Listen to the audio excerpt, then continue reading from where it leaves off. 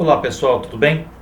Vamos hoje finalizar a análise sobre a lei de drogas. Nós estamos trabalhando aí há umas 3 aulas, né, sobre a lei de drogas. É uma lei razoavelmente longa, né, bastante importante.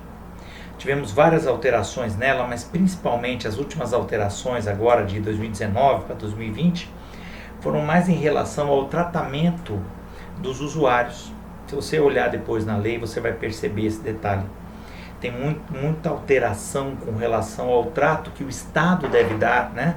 A atitude do Estado em relação ao usuário, à vítima, né?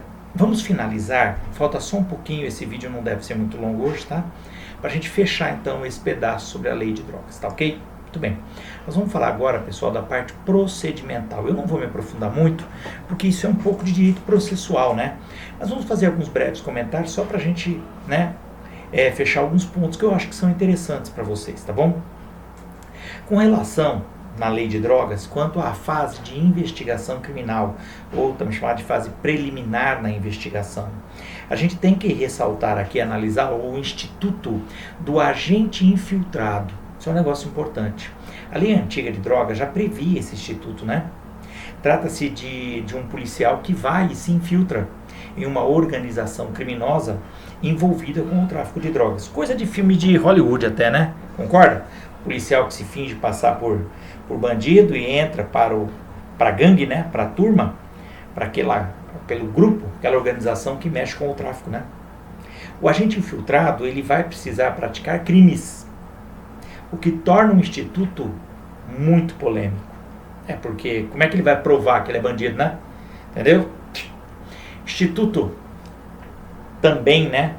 Um outro ponto para a gente ter que ressaltar é o instituto da chamada ação controlada. É o que a doutrina chama de flagrante prorrogado ou flagrante postergado, diferido. Qualquer um desses termos, pessoal, é válido, tá? E eu estou colocando vários deles porque, como eu falei para vocês, o meu receio é que isso possa, por exemplo, ser exigido de vocês numa fase de OAB, né?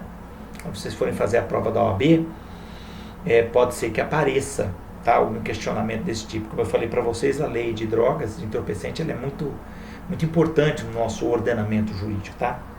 Esse flagrante prorrogado, ou postergado, ou diferido, como prefiram, tá? É a hipótese em que se permite ao policial abster-se de flagrantear, né? De executar o flagrante. Ele deixa de realizar o flagrante naquele momento, né? Para dar o flagrante no dia seguinte, no outro dia. Veja que para o policial, o flagrante é obrigatório, está no artigo 301 do Código de Processo Penal. Às vezes, prender em flagrante poderia aí frustrar um flagrante futuro mais interessante. Então, muitas vezes o policial tem que analisar o caso concreto, de deixar de realizar o flagrante naquele momento, para deixar a conduta criminosa progredir, haver então um progresso, para que ele posteriormente pudesse dar esse flagrante agora, talvez incluindo outros elementos da quadrilha, da organização criminosa, que talvez até a chefia dessa organização, né? Os dois institutos, tanto o flagrante controlado quanto do agente infiltrado, dependem de autorização judicial. É complexo isso, porque é interessante que o policial já tenha isso de antemão, né? Essa autorização, porque ele vai ter que acabar tendo que decidir sobre o flagrante na hora H, né? Sobre a ideia de ter que cometer algum crime, né? Já que ele estava infiltrado, ele vai ter que tomar cuidado com relação a isso. São situações assim muito delicadas. Nos crimes relacionados com a lei de drogas, é imprescindível, palavra forte, hein? É imprescindível o laudo de constatação da droga. Lógico. Na investigação criminal, há o laudo de constatação preliminar. O juiz, ouvindo aí o Ministério Público, pode determinar a destruição da droga, deixando um pedaço da droga, um pouco da droga, para realizar o laudo de constatação definitivo, a chamada contraprova. Então é importante guardar um pouco. Tivemos algumas alterações aí com relação então a essa destruição da droga. Nós temos atualmente, pessoal, o artigo 50A. Ele é uma novidade introduzida no final do ano passado, 2019, que diz assim: a destruição das drogas apreendidas, sem a ocorrência de prisão em flagrante, será feita por incineração, no prazo máximo de 30 dias, contados da data da apreensão, guardando-se uma amostra necessária à realização do laudo definitivo. Então nós temos aqui uma alteração na regra, agora o prazo máximo para você incinerar, e ele fala o processo, é incineração da droga, o prazo é de 30 dias. Você guarda um pouco da droga para servir de base para a perícia, tá? Mas agora você tem um prazo aí de 30 dias para, na verdade, executar a destruição dessa droga, tá ok? Muito bem. O mesmo perito que realizou o laudo de constatação preliminar pode realizar o laudo de constatação definitivo. Ele não se torna suspeito, né, ou impedido por ter feito lá o primeiro laudo. Tá ok? Então tá bom. Muito bem. Com relação à fase do processo, pessoal, a lei de drogas trata de um dos poucos procedimentos em que o denunciado tem o direito de se manifestar antes de o juiz decidir se recebe a denúncia, né? O juiz determina a notificação do réu, não a citação. Não há ainda a triangularização processual aqui, né? Então o juiz determina a notificação do réu para que ele apresente uma defesa preliminar e somente depois o juiz vai decidir se recebe ou não a denúncia. Interessante isso. A ordem também da oitiva, né, das oitivas das pessoas envolvidas no processo, né, pela lei de drogas, é necessário primeiro um interrogatório, oitiva do réu, e depois a oitiva das testemunhas. O Código de Processo Penal também era desse jeito, mas em 2008, né, faz tempo. Ocorre, todavia, que depois nós tivemos a mudança e agora o último ato de instrução é o interrogatório, tá? Essa mudança procedimental ocorreu justamente para dilatar, para estender, né, o direito de defesa do réu. O réu só irá falar depois de saber de toda a prova que foi produzida contra ele, tá? Por isso, o STF ele começou a decidir que esse novo procedimento passou a valer para as leis especiais. O Código Eleitoral, a Lei 8.038 de 1990, né, também passou a utilizar esse critério, esse formato, por decisão do STF, tá? Porque isso ajuda mais o réu, temos toda essa mentalidade, a gente sabe disso. Em 2014, o STF entendeu que, por ser especial em relação à lei geral, vale o que está na lei de drogas. A doutrina, ela diverge, tá, desse entendimento do STF. O tema ainda está aberto, viu, pessoal? Não foi pacificado, né? Vê-se que foi um precedente do STF, não estando ainda o tema totalmente resolvido. O STF entende de um jeito, a doutrina entende de outro. Ainda acho que teremos que ter muitos casos que passem por isso. Eu sempre comentei com vocês em sala, em aulas presenciais, e repito. O STF é um tribunal, uma corte eminentemente constitucional. A ideia deles é levar em consideração mais o que diz a Constituição, e não simplesmente as leis, né? O STJ, o Superior Tribunal de Justiça, esse sim é um tribunal, a meu ver, com um entendimento, com conhecimento e com uma análise mais focada no direito penal especificamente, seja o Código Penal, principalmente sua parte geral, e a legislação penal extravagante, tá? Esse é o STJ, ele tem mesmo um cerne mais ligado a isso. O STF não. O STF por si só, como guardião da Constituição, eles sempre buscam, na hora de analisar alguma questão, eles sempre buscam a visão constitucional, como em tese a Constituição analisaria essa temática. Então, por isso que muitas vezes a gente vê o STF tomando decisões, às vezes contrárias até à legislação. Porque lembre-se que a nossa Constituição é uma Constituição extremamente garantista, isto é, que traz muitas garantias individuais e coletivas, né? Somente o artigo 5º. Então, obviamente, na hora deles analisarem qualquer instituto de direito penal, inclusive os extravagantes, eles sempre levam em consideração a Constituição. E a Constituição, você sabe, aquelas regras que você encontra na Constituição referente ao direito penal, geralmente buscam beneficiar o réu. Claro que não na intenção de auxiliar o bandido, na ideia de garantir direitos para as pessoas, para que o Estado não haja de forma arbitrária. O problema é que na prática, se você for levar todas aquelas ideias ao extremo, realmente se torna a legislação penal extremamente inócua. Mas é só um comentário aqui, tá bom? Bacana? Muito bem. Então, para a gente tentar encerrar agora essa visão, né? Estamos finalizando. Eu queria só colocar para vocês um entendimento bastante recente do STF a respeito, tratando de uma situação muito comum dentro do crime de tráfico. É o sujeito que transporta a droga, também conhecido como mula, tá? Mula do tráfico. Muito bem. O compilado, uma última visão que a gente teve, traz a tese segundo a qual a condição de mula no tráfico, por si só, não afastaria, pessoal, a possibilidade de aplicação da minorante. Lembra aqui da minorante lá do parágrafo 4º do artigo 33 da Lei 11.343?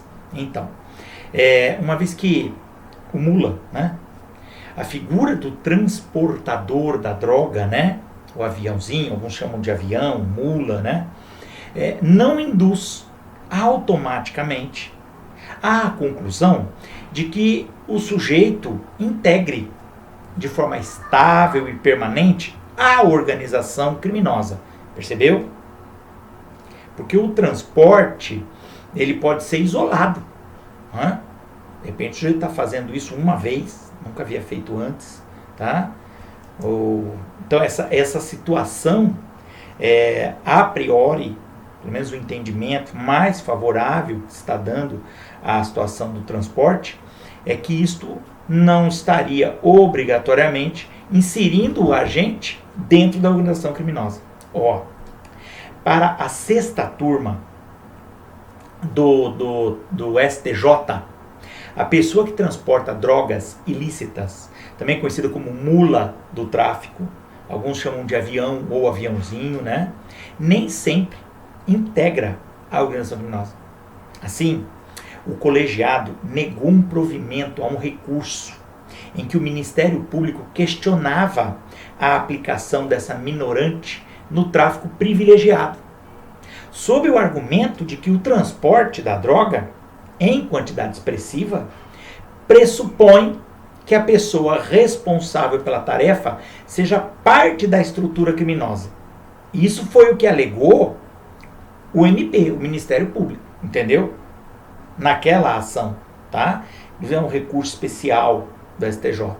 Mas, muito bem, a visão, de acordo com a ministra Laurita Vaz, a jurisprudência do STJ tem acompanhado a atual posição do STF, entendendo que, se não há prova inequívoca do envolvimento estável e permanente do agente com a organização criminosa, não se pode afastar automaticamente a caracterização do tráfico privilegiado. Vocês perceberam a conotação disso?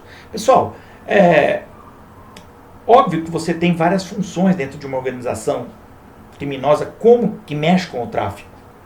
Mas uma das mais comuns é o transporte, que geralmente acaba sendo pego. Se você pegar alguém vendendo a droga, também é uma situação bastante comum, inclusive usam menores para fazer isso muitas vezes, né? Mas o transporte é uma questão muito delicada, né? E o que o STJ está sinalizando é que se você não tiver uma prova extremamente robusta de que o sujeito normalmente, costumeiramente, né, de forma estável e permanente, faz esse transporte, ele poderia incidir naquelas situações de minorantes que nós já falamos anteriormente. e com isso diminuir muito a pena, a ponto de você ter caracterizado o tráfico privilegiado, tá? Muito importante esse detalhe.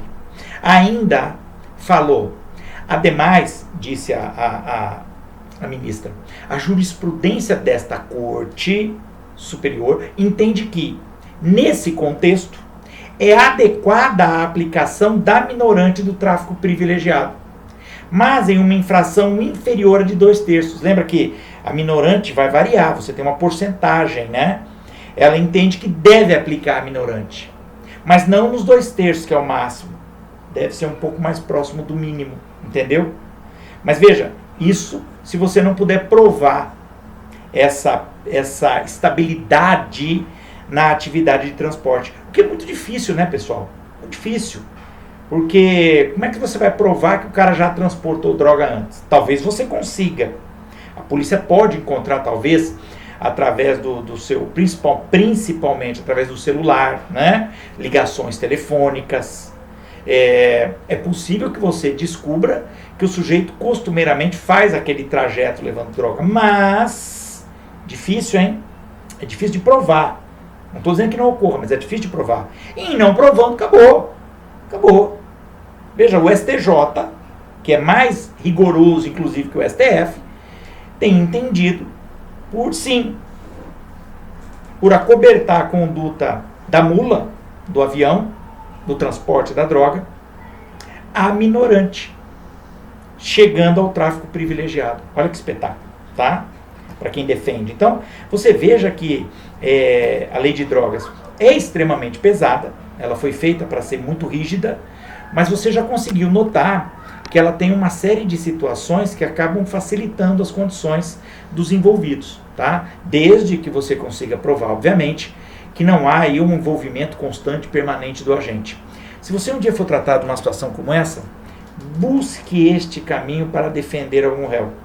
Se você conseguir demonstrar que ele não tem essa habitualidade no crime do tráfico, você deve conseguir a diminuição da pena e, consequentemente, o tráfico incidir aí na figura do tráfico privilegiado, que vai ajudar muito, facilitar muito a situação de um acusado. Tá ok? Muito bem. Era o que nós tínhamos para finalizar. Eu falei que seria um vídeo um pouco mais curto, sem problema. É só para a gente fechar essa parte da lei de drogas, tá? O que eu aconselho é que você posteriormente leia a lei, tudo bem? É importante, principalmente quando você for chegar próximo, para quem for prestar a OAB, se for prestar a OAB, leia a lei de drogas, dá uma lida interessante, tá? É uma lei que costuma ser muito exigida, tanto na vida prática do advogado, do delegado, do promotor, do juiz, qualquer um que seja, mas principalmente na OAB, que é o primeiro grande obstáculo que vocês vão ter que superar, é a prova da OAB. Tá certo? Beleza? Espero que tenha sido útil, tenha sido interessante. Nós fechamos a parte da lei de drogas, sabe? Lembrando que nós teremos só mais uma aula agora. Só mais uma. E aí, prova. Tá ok? Um abraço a todos. Espero que tenha sido útil. Procurem depois ver os vídeos aí na sequência para ficar mais fácil, tá ok? E nos vemos então na próxima aula, tá ok? Forte abraço. Fui!